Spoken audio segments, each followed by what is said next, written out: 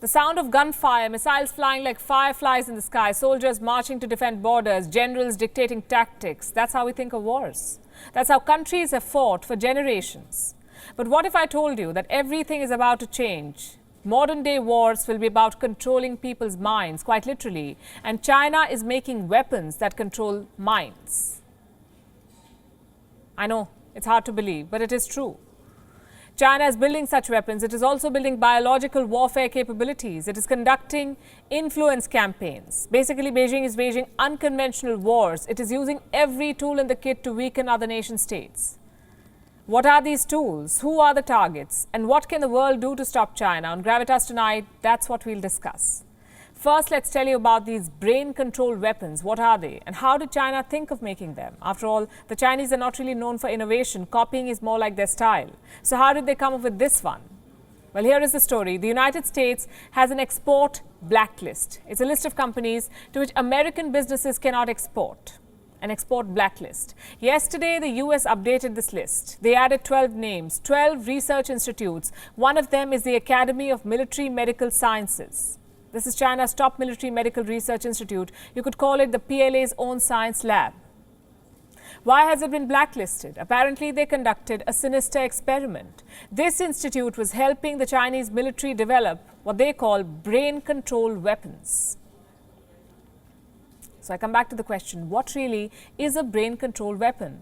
Unfortunately, the statement from the United States does not answer that question, but we have some clues to connect the dots. According to one report, China has been exploring ways to weaponize biotechnology. They're looking into 3 areas specifically: gene editing, human performance enhancement, and brain-machine interfaces. Now, all of these technologies have one clear military application, which is creating super soldiers. So far, this idea was limited to superhero movies like the Avengers, humans given superhuman powers and capabilities. But Beijing now wants to make them a reality.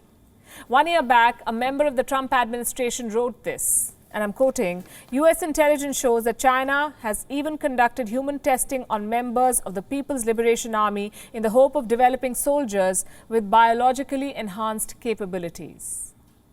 What this means is that China is building super soldiers. It is conducting human trials on soldiers and not even trying to hide this.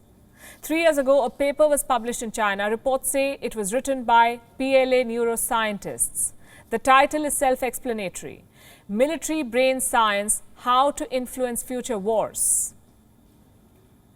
3 years back, America has finally woken up to the threat. It has barred its companies from exporting American technology to Chinese institutions. How is China responding? Listen to this.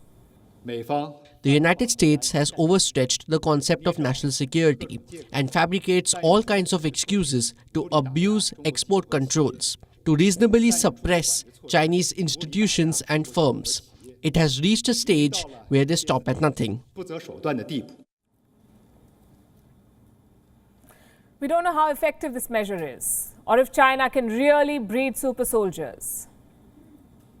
But there's a good chance that they already have bioweapons in their arsenal. Despite their suspension, China maintains a biological weapons program.